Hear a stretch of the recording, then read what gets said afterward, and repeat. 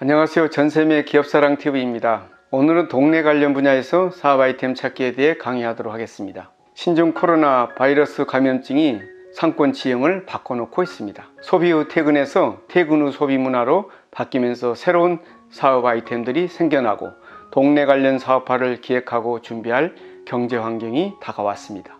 동네의 재발견으로 특색 있는 기술 서비스를 갖춘 스타트업들이 동네 시장에 뛰어들고 있습니다. 동네 관련 사업 동향을 살펴보겠습니다. 모바일 설문조사 스타트업 오픈 서베이는 코로나 이후 소비 추이를 분석해 보니 동네 슈퍼마켓 매출이 지속적으로 늘고 동네 반찬가게 이용 빈도가 증가하는 등 지역 상권 중심의 소비가 두드러진다며 선진국에서는 이미 보편화한 동네 상권 중심 소비가 자리 잡아가고 있다고 합니다.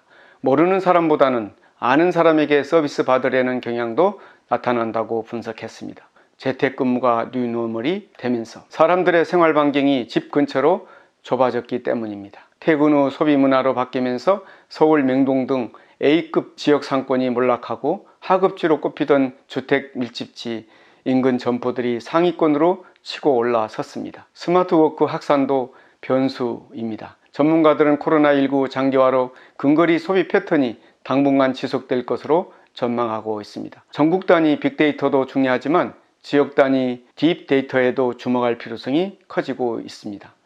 불특정 다수 대신 우리끼리만 하는 소비 문화가 찾아오고 있습니다. GS25 서울 신당동점이 지난해 전국 14,000개 점포 중 매출 21위에서 올해 5위, 8월 말 기준으로 껑충 도약한 게 대표적 사례입니다. 소비 패턴 문화가 요인으로 전문가들은 코로나19 이후 쇼핑과 외식의 동선이 집을 중심으로 이루어지면서 상권의 중심축도 자연스럽게 변하고 있다고 분석하고 있습니다. 교육도 동네 중심으로 하면 됩니다. 스마트폰 앱으로 선생님과 5인 소규모 수업 시간과 장소를 정해서 만나면 됩니다. 더 이상 학생들이 매일 같은 시간에 같은 학교로 가지 않아도 됩니다. 선생님이 이동하면서 동네 상가에 비어있는 4층에 있는 위성학교 교실에서 모여서 수업하면 됩니다. 체육 수업도 학교 운동장이 아니라 동네 체육시설에서 해도 됩니다. 동네 관련 사업화 사례를 살펴보겠습니다. 우리 동네 딜리버리 앱, 동네 주민이 주문한 편의점 상품을 같은 동네 주민이 배달해주는 서비스입니다. 주문이 들어오면 해당 편의점 반경 1.5km 이내에 있는 주민에게 배달 요청 콜이 뜹니다. 배달 한 건당 수입은 2,800원에서 3,200원. 앱에 이름과 연락처, 주소, 계좌번호와 희망 활동 지역을 입력하고 2분여짜리 배달 서비스 교육 영상을 시청하자 곧바로 콜을 잡을 수 있는 출근 상태가 됩니다. 한국신용데이터는 지난달 페이노트라는 동네 맛집 추천 서비스를 시작했습니다. 개인의 신용카드 애식 결제 내역을 자동으로 분석, 개인 취향에 맞는 동네 맛집을 추천해 줍니다. 앱 이용자가 결제할 때마다 자동으로 해당 음식점이 후보군에 추가되는 형태로 현재까지 전국 70만 음식점을 확보했다고 합니다. 팀원은 6월부터 동네 맛집, 미용실, 마사지숍 이용권을 지인에게 선물할 수 있는 지역상품 선물하기 서비스를 확대 시행하고 있습니다. 팀원은 서비스 2개월 만에 지역상품 선물 매출은 4.4배, 구매 고객 수는 3.3배 증가했다고 밝혔습니다. 팀원은 흔치 않는 동네 쿠폰 선물에 밀레니엄 Z세대가 반응한 것이라고 하며 최근 경기 불안과 물가 상승 때문에 할인 폭이 큰 동네 선물에 대한 관심이 커진 것이라고 합니다. 동네 시장을 장악한 대표 서비스 당근마켓은 개인 간 중고 거래를 넘어 동네 커뮤니티 서비스로 확장 중입니다.